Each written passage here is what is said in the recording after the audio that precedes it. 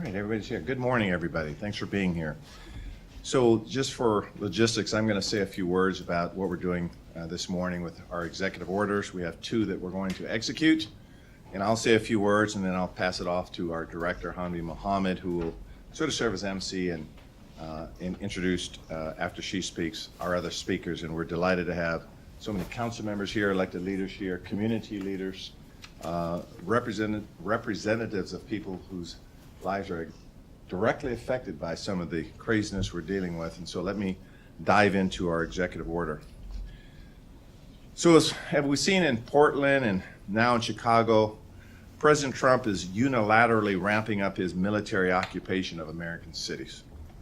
He's even going as far as circumventing a court order from a judge that he appointed by attempting to send another state's National Guard to what they're quoting as war-ravaged cities, completely usurping local and state authority. This demonstrates to at least me, and I think to many of my friends standing with me, that he is showing no respect for the rule of law. He's making dangerous statements about American cities being quote-unquote training grounds for the military. This should cause all of us pause and concern. We cannot normalize this extreme action. This is not normal behavior. It's not rational behavior, particularly coming from the highest office in our country. And here we stand firmly against the militarization of our communities, the militarization here in Seattle of this approach. We cannot be underprepared by any stretch of the imagination at this critical moment when Trump is escalating his attacks on cities and carrying out what we believe is a cruel deportation agenda.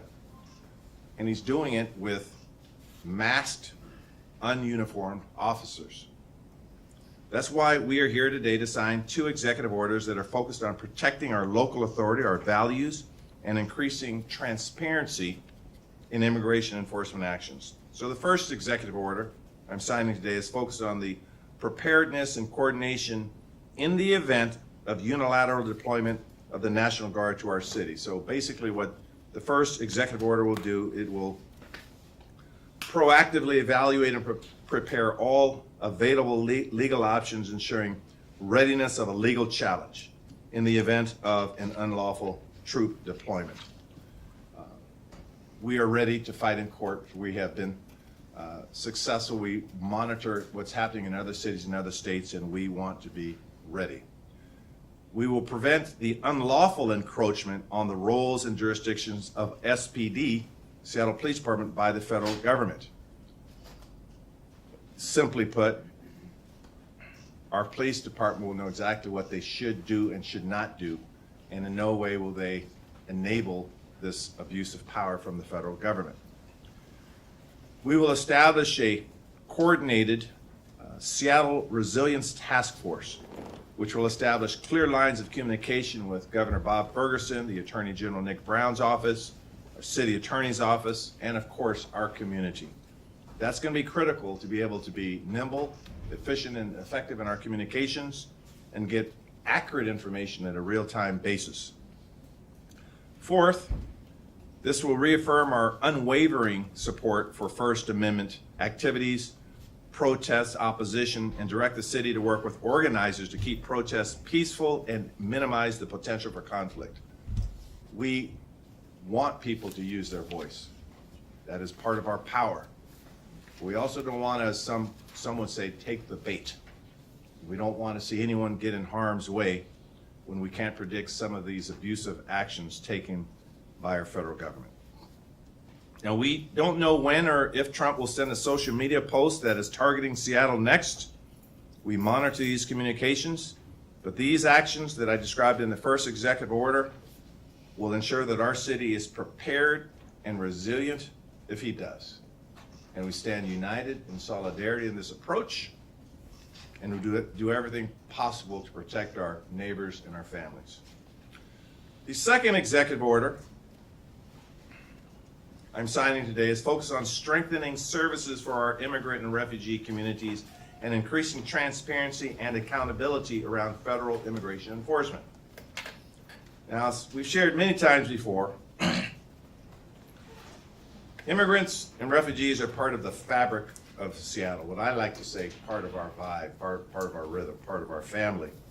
We are proud to a city where over 140,000 residents were born in a different country. Literally proud of that. And we've all seen photos and videos of masked ICE agents literally kidnapping people from neighborhoods, from our streets and sidewalks with impunity. Masked agents operating without clear identification diminish transparency, they erode accountability, and they sow fear in our communities.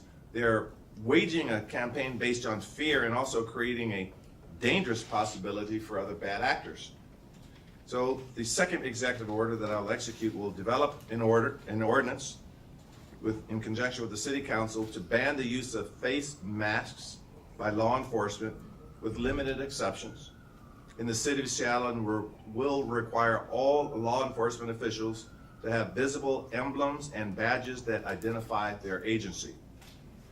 This legislation puts Seattle on track to be the first major city in the country to adopt a ban mask on federal officers.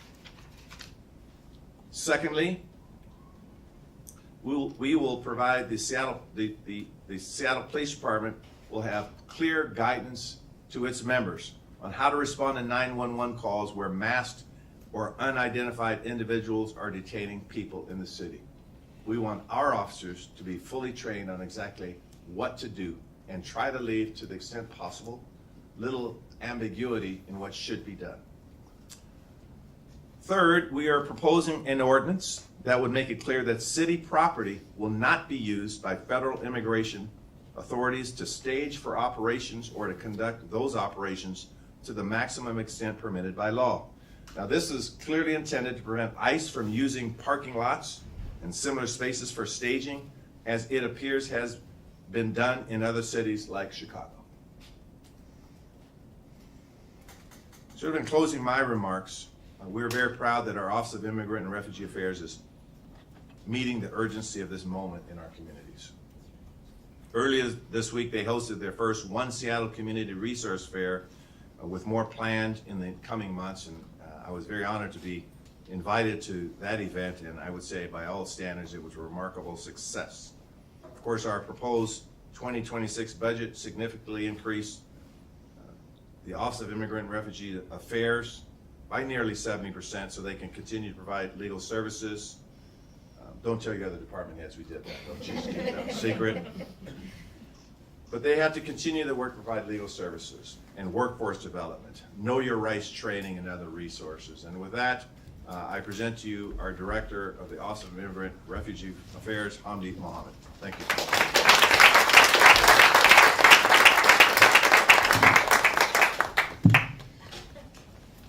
Good morning, everyone. My name is Hamdi Mohammed, and it's such an honor to be the Director of Seattle's Office of Immigrant and Refugee Affairs. I want to begin today by thanking the advocates who are in this room and the advocates in our community and our community leaders, those who are leading our immigrant and refugee organizations, who continue to express fear and the needs of our community with both courage and clarity. I know that the mayor listens deeply to their voices and takes them seriously. I've been in the rooms where we have had roundtable discussions with our local organizations and leaders.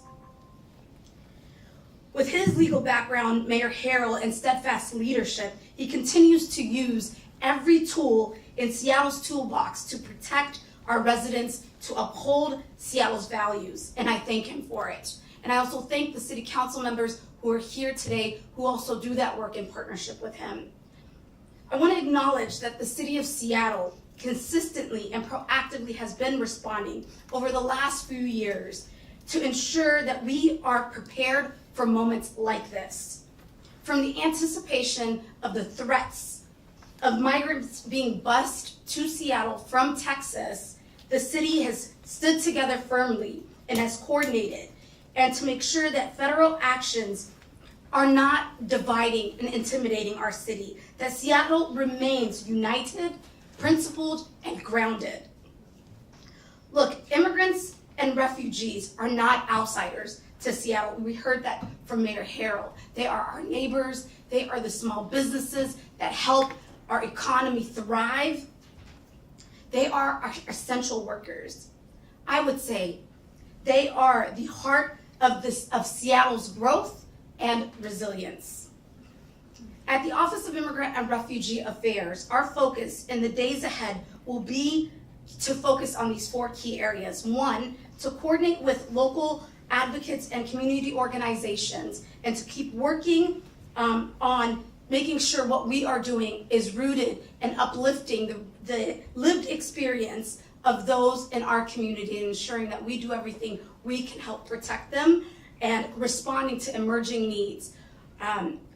2, it will be working across all city departments so that our actions remain aligned, coordinated, and that we do it in a way that is compassionate. 3, we'll continue to expand community education and Know Your Rights initiatives in multiple languages so that every family knows where to turn when they need protection and that they know what the existing laws are. When people feel empowered and they know their rights, they can then continue to participate in our community, and we want to continue to see that. Lastly, we'll continue to build trust and transparency to ensure that our immigrant and refugee communities continue to see Seattle as a true welcoming city. Seattle will continue to lead with heart, coordination, and courage. And will stand firm for dignity, safety, and justice for all of the people who call this beautiful city home. I thank you all for being here today, and now I have the honor of introducing One America's Executive Director, Roxana Naruzzi.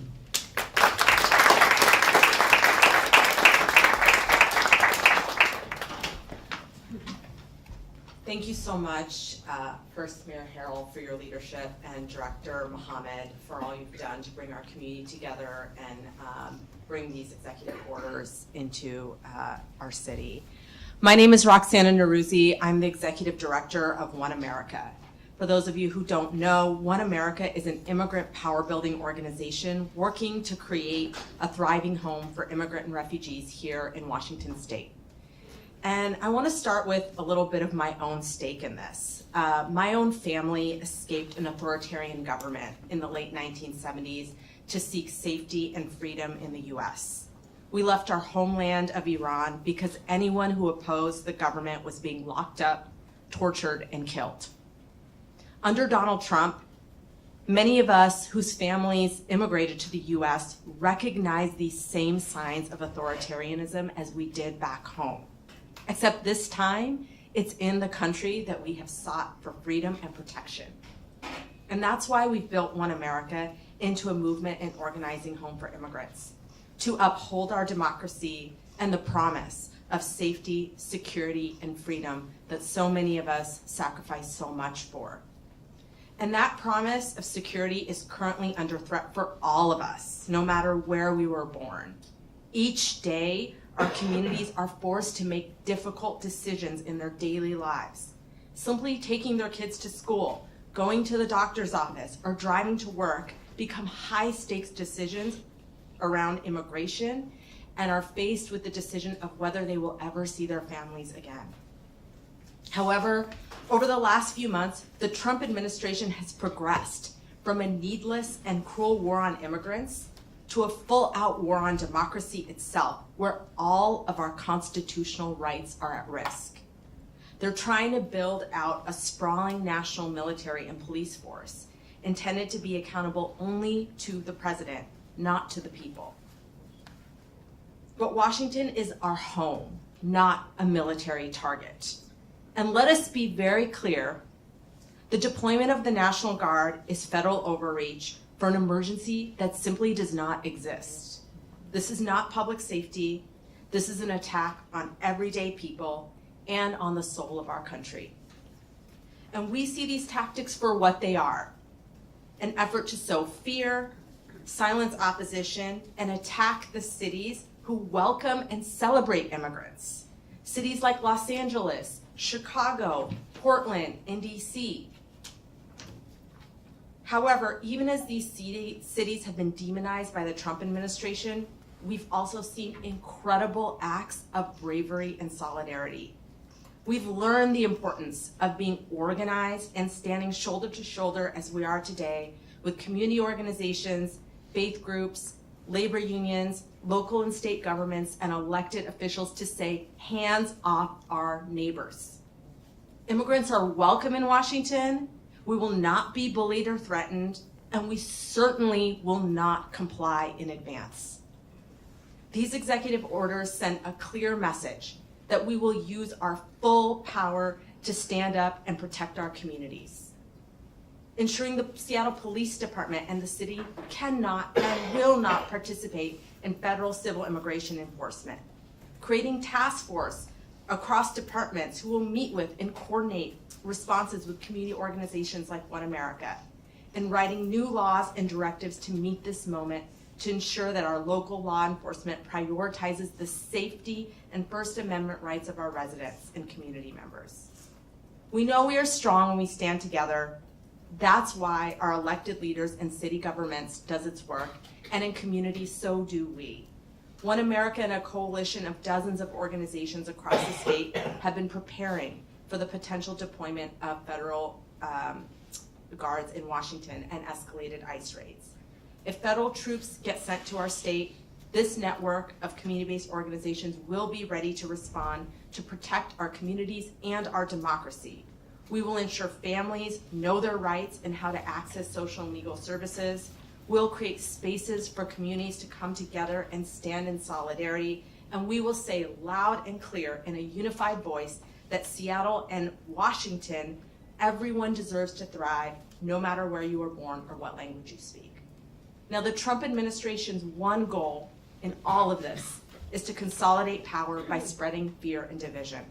Partnering today with the leadership of the city of Seattle, we show that we not only reject this false vision of a divided country, but also that together we can build a city as vibrant and thriving because of immigrants' communities. And together in partnership, as community organizations and elected leaders, we will be ready to protect our communities because we all deserve to be safe and secure in our city.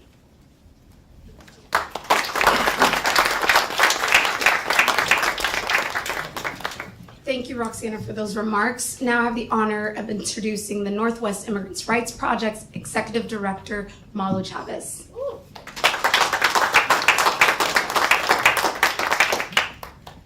Well, today's a special day, not just for immigrant communities, but for all of us, because really this impacts all of us.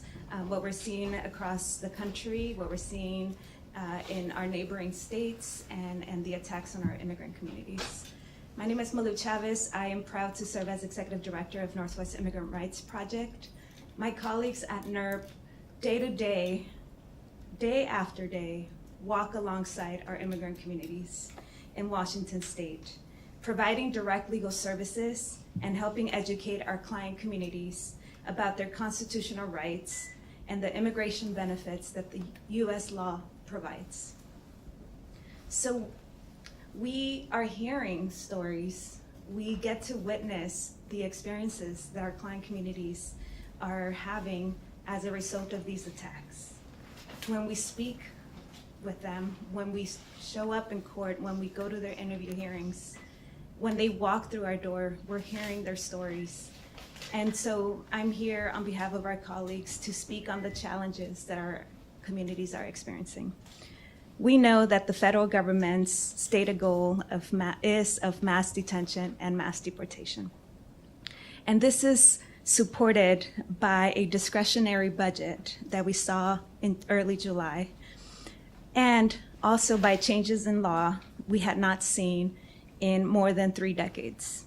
Today is a special day because the City of Seattle and its leadership is standing strong in its commitment and using its power to ensure that resources are used to protect against federal overreach and to safeguard our constitutional protections and freedoms. I'm thankful for the partnerships we have with the City of Seattle, its many departments, including our Office of Immigrant and Refugee Affairs, for listening to us, for listening to our community partners, and for listening to our City of Seattle residents, for taking action, for standing up and standing strong against the injustices and attacks that immigrant communities are facing at the hands of the federal administration. Mayor Harrell, City Council, and the various city departments, we are so thankful for your partnership. Your taking action means that our immigrant communities are welcome, that they are not alone, and that they will be safe. But we know that safety does not come at the expense of others' safety. And that we, as immigrant rights advocates, are also not alone in defending the rights of our communities against the erosion of fundamental rights and protections, and against a blatant disregard of the rule of law, and including due process. Thank you. Our communities are counting on your leadership to continue to protect all of us, because again, we're all impacted. Thank you.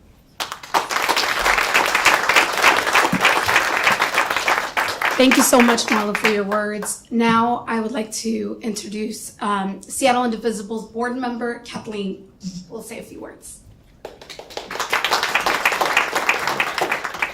Thank you, Mayor Harrell and Director Mohammed, and thank you to everyone standing here today. Seattle Indivisible is proud to join this effort because our city must remain a place where no one lives in fear for who they are or where they come from. When federal agencies act outside the bounds of law or humanity, we have a duty to draw a line and defend our neighbors. This executive order and proposed ordinances are statements of principle that Seattle will not collaborate with cruelty, it will not give legitimacy to raids that tear families apart, and it will not stand silent while human rights are violated in our streets. We know that words alone will not stop an armored vehicle or a deportation order, but solidarity, spoken clearly and lived out daily, still matters. It tells every person being targeted that they are not alone, and it tells every official planning escalation that we are watching, organizing, and will not yield. Our resolve is simple. Whatever comes, Seattle Indivisible will stand with our immigrant and refugee neighbors and all being targeted by the federal government. Seattle will not be intimidated into abandoning its values. Thank you. Okay, we're gonna sign it and then we'll come back for any questions. So let's sign the executive orders first.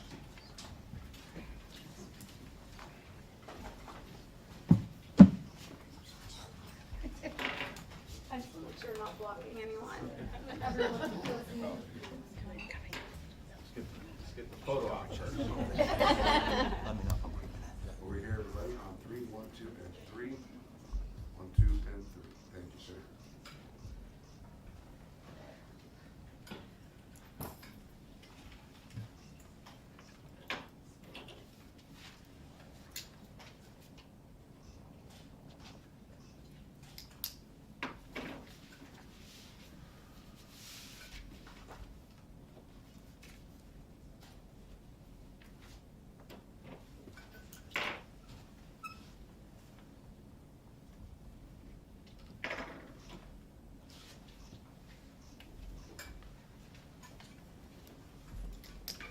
They're signed.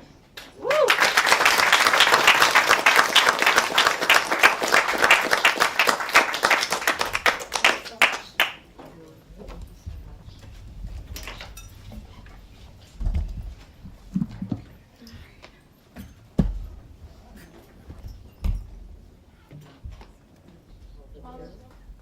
You get a pen.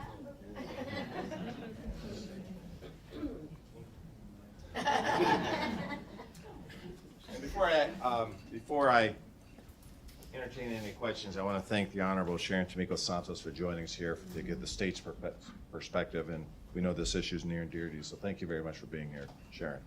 Okay, with that, we'd be more than happy to take any questions. Yes, ma'am. How do you think your orders will sort of interact with what federal troops might do if the president invokes the Insurrection Act to send troops here, as opposed to, I guess, what he's done so far in Portland and Chicago? Yeah, it sort of addresses it head on. Number one, if you look at the legal definition of insurrection, and we don't believe any of the activities in Seattle meet that definition. So we think from a judicial standpoint, we're on solid footing.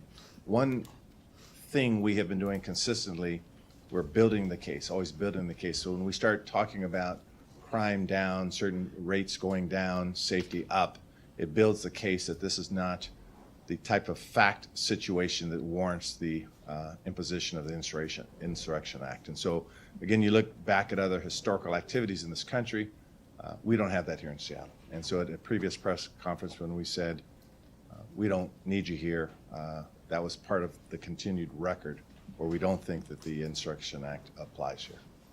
And I'm going to also call on anyone else that wants to add any other comments to this. Just want to. Sure, absolutely. Thank you, Mayor. Deputy Mayor Greg Wong, head up federal response for the mayor's office, Mayor Harrell. What Mayor Harrell said is absolutely correct. It just does not apply here. But I think that what's also equally important is that we're giving directive to how our local police department, Seattle Police Department, should interact or not interact with federal troops, whether they're the National Guard or other federal forces, regardless of the basis for them being called up. So all of the contents of the order will apply equally. Erica? I understand that cities can obviously only do so much, but I'm curious, how do you plan to enforce things like the mask ban and like the prohibition on local police participating in immigration enforcement and other activities? California already has a mask ban, for example, and I believe the federal government is violating it. So once again, we'll sort of have to cross that bridge when we come. I think as the executive of the city, we have a lot of powers to to enforce our local ordinances. I think our police department has to make sure our local ordinances are complied with. So in our enforcement scheme, again, that's one reason why there's a component of it directing our Seattle Police Department to make it very clear, when I use the word, the lack of ambiguity in what they're to do. So some of the enforcement mechanisms will be developed here in a matter of weeks, if not days. We actually have drafts that we're working on now to make sure the enforcement piece is effective. And we do recognize that, again, typically this is a little atypical for the city officials to have to be at odds with the federal government in historical terms. But we realize that's the hand that we're dealt dealing with the Trump administration. I come here and I come here. Chris? You look outside right now, there's not much going on. Are you aware of anything imminent, or are you worried at all that you're kind of poking the bear here and asking for the spotlight to be put on Seattle by doing this? Good question. No, I'm not worried about poking the bear. What I'm determined to do is to protect our communities. And I can't let the emotion of worry get in the way. So we are very strategic, we are very intentional, but we have to be strong and united. I think that one thing the behavior we recognize from the White House, and particularly under President Trump, is they're erratic. And they try to use fear as a strategic advantage. When I say don't take the bait, I can't take the bait. So what we do is we have to be smarter and strategic, and we have to know the law, and we have to comply with the law. So worry is not the emotion that I'm faced with. I'm faced with hope and faith with my colleagues, and I have strong people on the team. So it's not so much worry. But make no mistake about this. This is serious stuff, and I do recognize the gravity of the issue. Yes, sir. Mayor, I guess this morning a White House advisor said that the president has plenary authority or complete authority to do these actions. What do you say to that in response? I'd say that under the law, I disagree. That if you look at the supremacy clause in the Constitution and you look at the prohibitions around that, this does not give the federal government absolute power. In fact, there are safeguards that both states and cities have to protect themselves from this kind of federal overreach. That particular clause has built-in safeguards as well. So we think that, once again, they are misaligned and violative of the law, and that our executive order will be compliant with the law, as are our lawsuits against the Trump administration. Okay, seeing did I see? Yes, another bite at the apple. I'll come back to you. I'll come back to you. I'll come back to you. Go ahead. President Trump today said that the mayor of Chicago should be arrested, and so should I think the governor. What do you make of those comments in context of what you're doing here today? So I don't think Brandon Johnson should be arrested.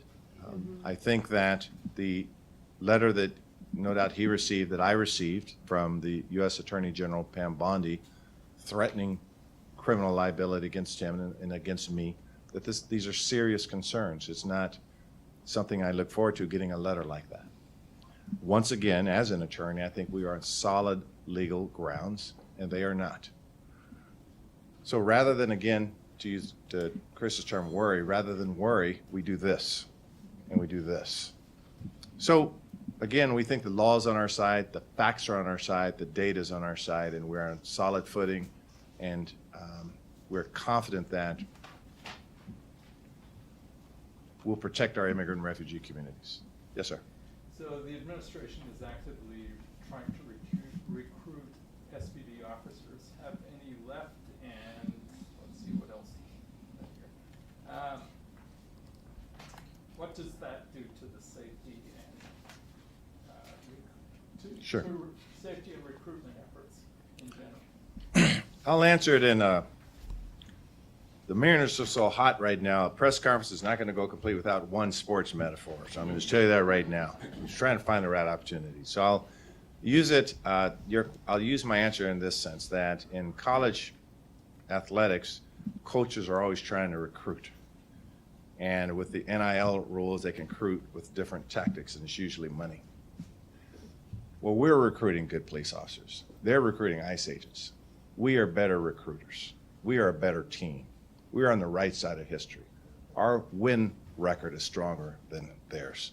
So he's trying to recruit, and I don't know specifically if we've lost any officers to that or retirement, so sometimes they're retired. But we are stronger recruiters, and that's part of my job as executive. That's part of the chief's job. That's part of the city council's job. It's part of our city employees' job to recruit part of our city family of employees. First and foremost, they are city employees, as we all are. So we have a better recruiting strategy, and we'll recruit the right players, and we will win.